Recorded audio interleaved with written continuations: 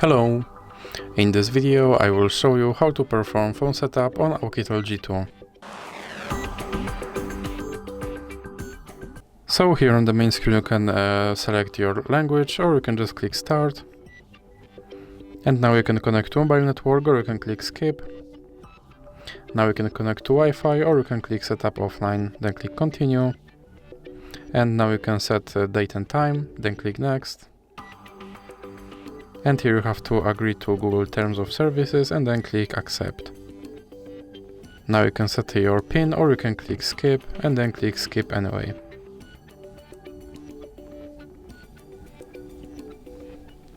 And now, as you can see, my setup is done and I can use my Android system. So that's it for this video. If you liked it, please remember to leave a like and subscribe.